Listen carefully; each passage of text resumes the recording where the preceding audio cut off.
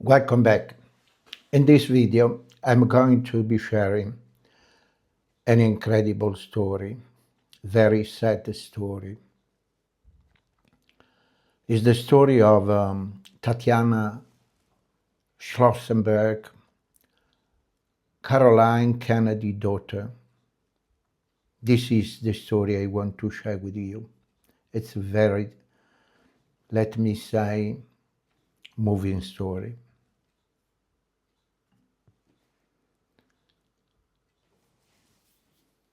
Tatiana Schlossberg wrote an essay for the New York magazine recently, a few days ago. And the title of this essay is A Battle with My Blood. When I was diagnosed with leukemia, my first thought was that this couldn't be happening to me, to my family. When you are dying, at least in my limited experience, you start remembering everything. Images come in flashes, people and places and stray conversations, and I refuse to stop. I see my best friend from elementary school as we make a mud pie in her backyard, top it with candles and tie an American flag, and watch in panic as the flag catches fire. I see my college boyfriend wearing boat shoes a few days after a record-breaking snowstorm, slipping and falling into a slush puddle. I want to break up with him, so I laugh until I can't breathe. Maybe my brain is replaying my life now because I have a terminal diagnosis and all these memories will be lost. Maybe it's because I don't have much time to make new ones, and some part of me is sifting to the sands. On May 25, 2004, my daughter was born at 7:05 in the morning, 10 minutes after I arrived at the Columbia Presbyterian Hospital in New York.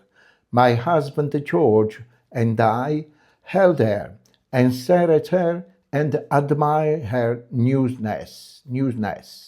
A few hours later, my doctor noticed that my blood count looked strange. A normal white blood cell count is around 4 to 11,000 cells per microliter.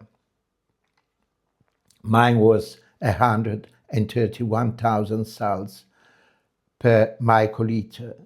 It could just be something related to pregnancy and delivery, the doctor said, or it could be leukemia. It's not leukemia, I told George. What are they talking about?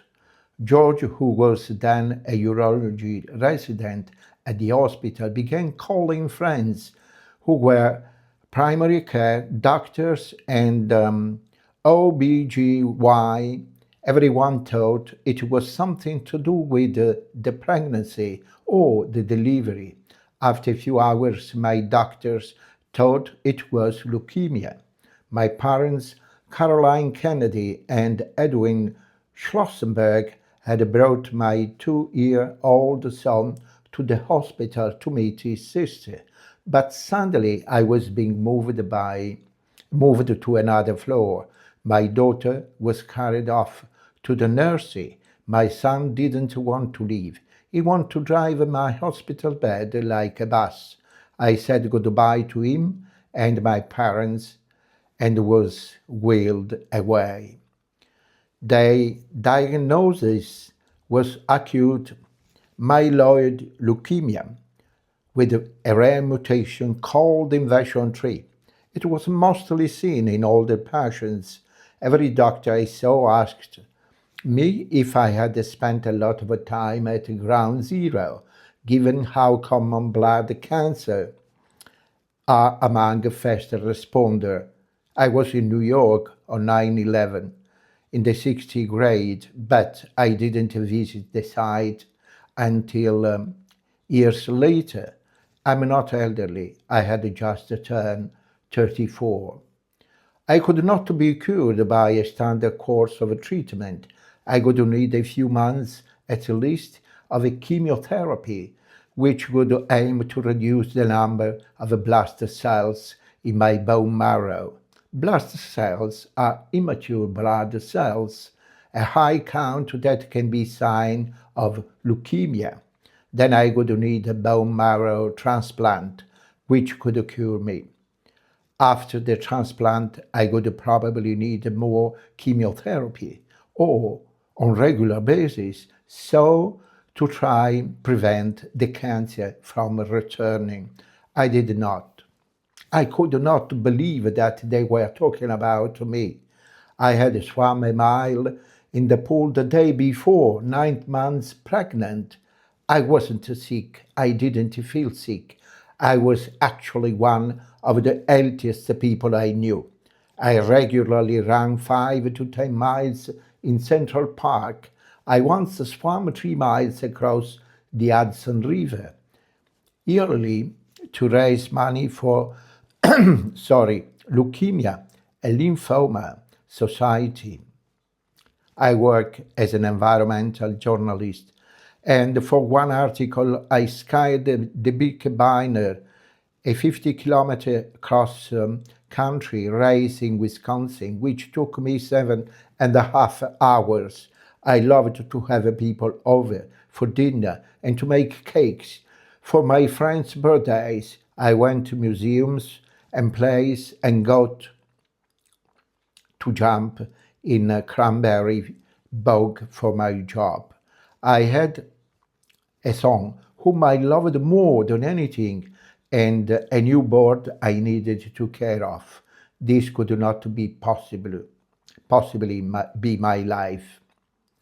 I ended up spending 5 weeks at Columbia Presbyterian, and the strangeness and sadness of what I was being told about myself made me hunt for the humor in it. I didn't know what else to do. I decided that everyone in the hospital had Munchausen syndrome by proxy, and I was their target. I was a joke. It was a joke that I found funnier than everyone else did. Later, when I was bald and had a scrape on my face from a fall, my joke was that I was a busted up Voldemort. There were indignity and humiliation. I had a postpartum hemorrhage and almost bled to death before being saved by my obstetrician. She had already saved my life once by noticing my blood count and giving me the chance to be cured. This time felt like overkill. Little things made it easier, or somehow made it feel everything was going to be fine. My son came to visit almost every day. When friends heard that I liked spindrift salsa, they sent cases of it. They also sent pajamas and watercolor kits and good gossip. People made paintings and a drawing to decorate my walls. They dropped off food at my parents' apartment, where George and the kids had moved.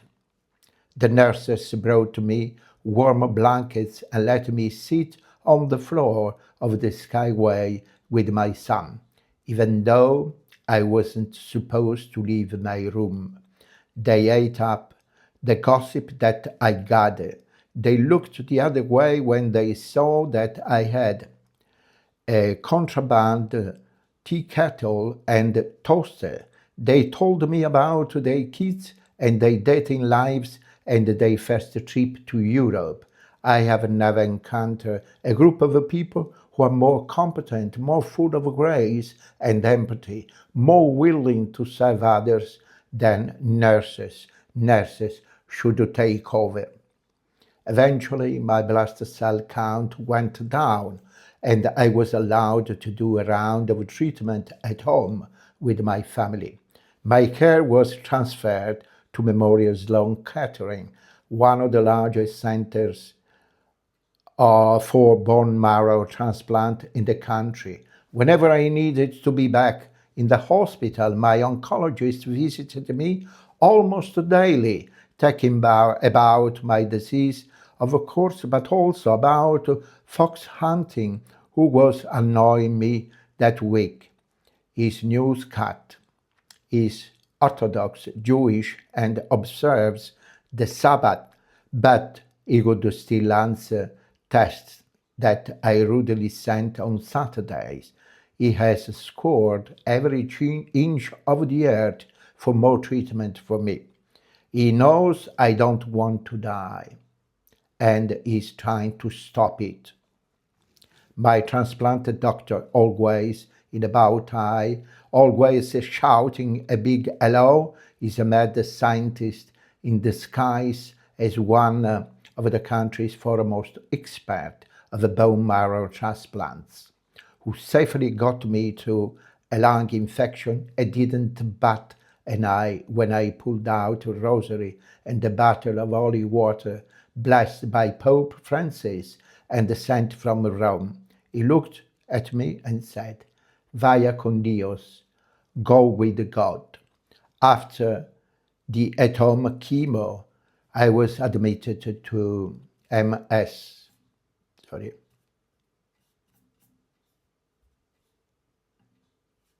My God, I lost my way. For an even stronger dose of the poison. Then I was ready for transplant. My sister had turned out to be a match and could donate her stem cells. My brother was a half a match, but he still asked every doctor if maybe a half match was better, just in case. My sister held her arms straight for hours as the doctor drained blood from one, scooped out and froze her stem cells, and pumped the blood back in the other. The all cells smelled like canned tomato soup. When the transfusion began, I sneezed 12 times and threw up. Then I waited for my blood count to recover, for my sister's cells to heal and change my body. We wondered if I would get a banana allergy or a personality.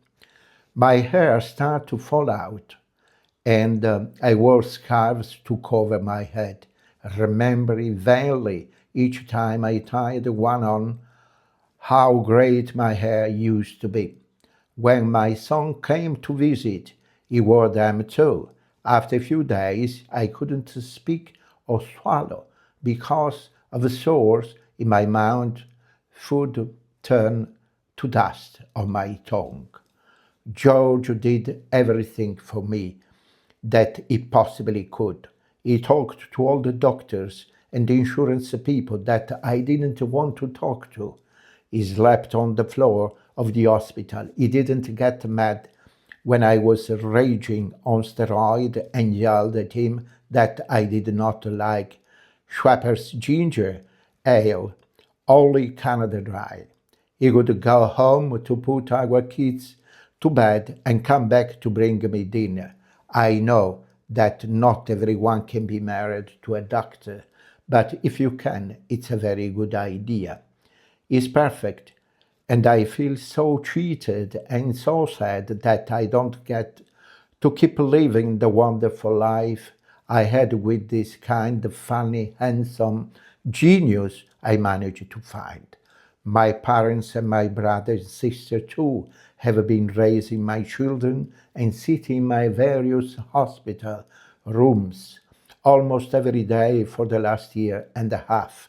They have held my hand unflinchingly while I have suffered, trying not to show their pain and sadness in order to protect me from it. This has been a great gift. Even though I feel their pain every day, for my whole life, I have tried to be good, to be a good student, a good sister, and a good daughter. and to protect my mother and never make her upset or angry. Now I have added a new tragedy to her life, to our family's life, and there is nothing I can do to stop it. I went home after 50 days at the Memorial Sloan Kettering. The transplant had put me in remission, but I had no immune system and would have to get all my childhood vaccine again. I start a new round of chemotherapy to keep the cancer at bay. I relapsed. My transplant doctor said that leukemia with my mutation liked to come back. In January, I joined a clinical trial of CAR T cell therapy, a type of immunotherapy that had proved effective against certain blood cancers. Scientists could engineer my sister's T cells, directing them to attack my cancer cells. It was dark all the time outside my hospital window. I was given more chemotherapy after the CAR T treatment. I had a cytokine release syndrome, in which a storm of inflammation left me unable to breathe without high flow of oxygen. My lungs filled with fluid, and my liver's ways was unhappy, and I was constantly on the brink of going to the ICU. A few weeks later, I was in remission again, though I had lost about 20 pounds. The doctors were happy with the result. I had done better than several other patients in the trial, which beggared belief, but I went home. I didn't really feel as I was home. I had to go to the outpatient clinic most days to treat infections or receive transfusions, sitting in a recliner for hours on end, waiting to know when I would need to go back to the hospital.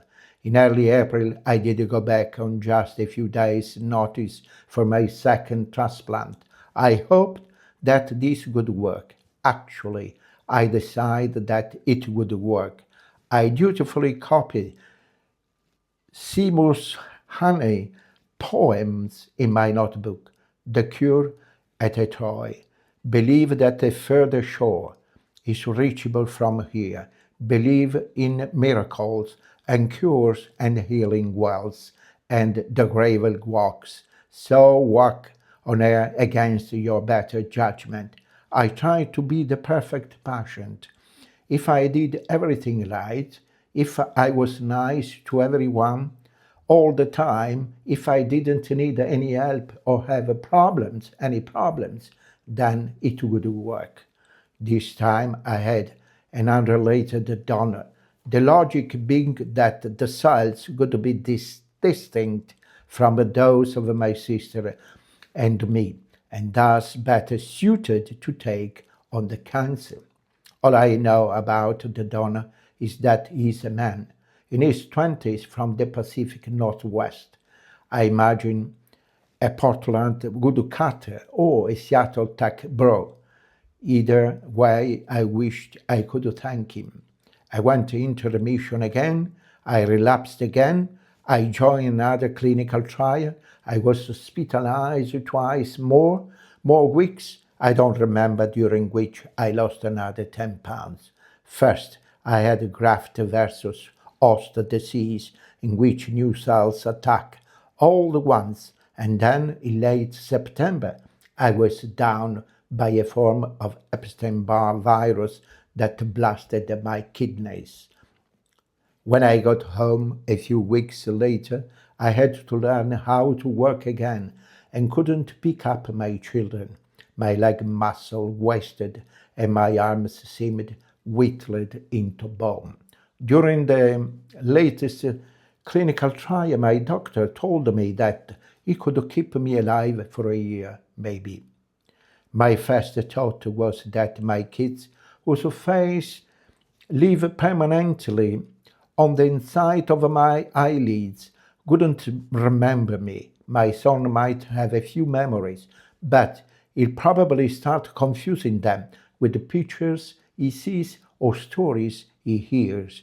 I didn't ever really get to take care of my daughter. I couldn't change the diaper or give her a bath or feed her, all because of the risk of infection after my transplants. I was gone for almost half of her first year of life. I don't know who really she thinks I am and whether she will feel or remember when I'm gone that I'm a mother. Meanwhile, during the CAR-T treatment, a method developed over many decades with millions of dollars of government funding, my cousin Robert F. Kennedy Jr. was in the process of being nominated and confirmed as a Secretary of Health and Human Services. Throughout my treatment, he had been on the national stage previously as a Democrat. He was running for president as an independent, but mostly as an embarrassment to me and the rest of my immediate family. In August 2024, he suspended his campaign and endorsed Donald Trump, who said that he was going to let Bobby go wild on health. My mother wrote a letter to the Senate to try to stop this confirmation. My brother had been speaking out against his lies for months. I watched from my hospital bed as Bobby, in the face of logic and common sense, was confirmed for the position despite never having worked in medicine, public health, or the government. Sadly, the healthcare system on which I relied felt strained, shaky. Doctors and scientists at the Columbia, including George, didn't know if they would be able to continue their research or even have a job. Columbia was one of the Trump administration's first targets in its crusade against alleged anti-Semitism on campuses. In May, the university laid off 108 researchers after federal funding cuts. If Georgia changed jobs, we didn't know if we'd be able to get insurance now that I had pre-existing condition.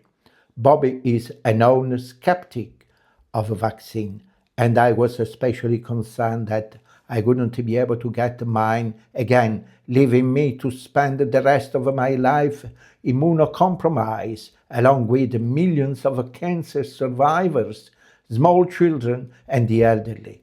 Bobby has said there is no vaccine that is safe and effective. Bobby probably doesn't remember the millions of people who were paralyzed or killed by polio before the vaccine was available. My dad, who grew up in New York City in the 1940s and 50s, doesn't remember. Recently, I asked him what it was like when he got the vaccine. He said that it felt like freedom. As I spent more and more of my life under the care of doctors, nurses, and researchers striving to improve the lives of others, I watched as Bobby cut nearly $500,000 for research into mRNA vaccine technology that could be used against certain cancers, slashed millions in funding from the National Institute of Health, the world's largest sponsor of medical research, and threatened to oust the panel of medical experts charged with recommending preventive cancer screening. Hundreds of NIH grants and clinical trials were cancelled, affecting thousands of patients. I worried about funding for leukemia and bone marrow research at Memorial Sloan Kettering. I worried about the trials that were my only shot at remission early in my illness. When I had the posthum hemorrhage, I was given a dose of misoprostol to help stop the bleeding. This drug is part of a medication, abortion, which at Bobby's or urging a currently under review by the Food and Drug Administration. I freeze when I would think when I think about what would have happened if I had not been immediately available to me and to millions of other women who need it to save their lives or to get the care they deserve. My plan had not gotten sick, was to write a book about the oceans, their destruction, but also the possibility they offer during treatment. I learned that one of my chemotherapy drugs, cytarabine, owes its existence to an ocean animal, a sponge that lives in the Caribbean Sea. Tactitania crypta. This discovery was made by scientists at the University of California, Berkeley, who first synthesized the drug in 1959 and who almost certainly relied on government funding, the very thing that Bobby has already got. I want to write about cytarabine. I want to find out if we were able to harness the power of the oceans and or if we let them boil and turn into a garbage dump. My son knows that I'm a writer and that I write about our planet since I've been sick. I remind him a lot so that he will know that I was not just a sick person. When I look at him, I try to fill my brain with memories. How many more times can I watch the video of him try to say Anna Karenina? What about when I told him I didn't want ice cream from the ice cream truck and he hugged me, patted me on the back and said, I hear you, buddy, I hear you. I think about the first time I came home from the hospital. He walked into my bathroom, looked at me, and said, It's so nice to meet you in here. Then there is my daughter, a curly red hair like a flame, squinting her eyes and grinning a gap-toothed grin after taking a sip of seltzer. She stomps around the house in bright yellow rain boots, pretending to talk on my mother's phone. A string of fake pearls around her neck, no pants, jiggling and running away from anyone who tried to catch her. She asked us to play James Brown. I got the feeling by picking up a portable speaker and say, baby, baby.